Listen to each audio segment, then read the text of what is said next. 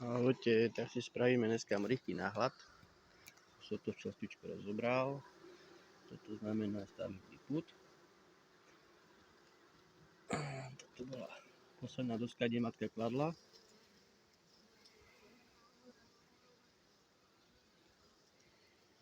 Dúfam, že to bude pekne vidieť. To je vlastne doska, v strede teliesko.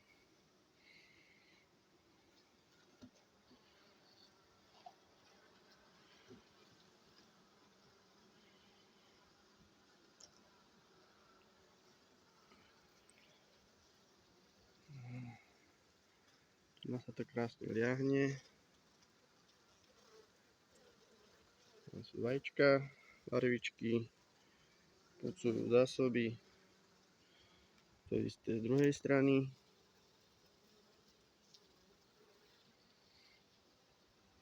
Včielky dostali hopšup prášok.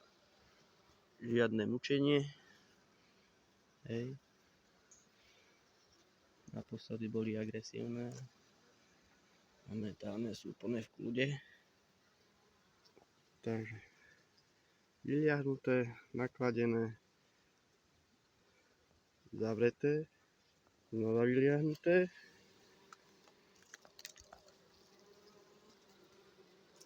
Barvičky, hej. Vidíte, jak pucujú tie zásoby, jak to dávajú preč tej matke, jak to vypratávajú. No a keďže včera bolo Jozefa a nemohol som ísť do nich, tak dneska,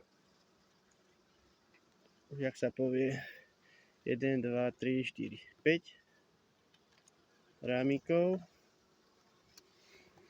Tu je ešte kopu zásob. Dáme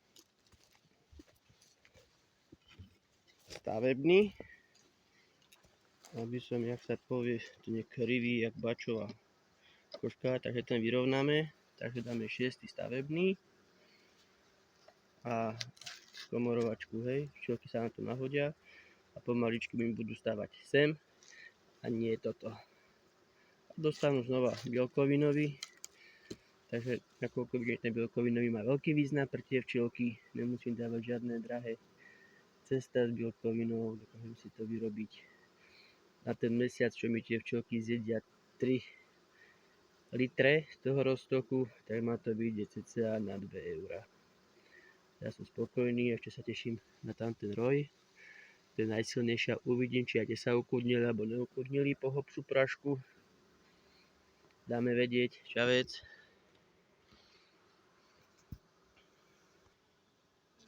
No, takže ešte dostali ten bielkovinový, ešte tu je pozostatok hopšu prášku, účinkuje na vározu a ukludňuje včielky. Ja som s tým veľmi spokojný, tak tešíme sa ďalej.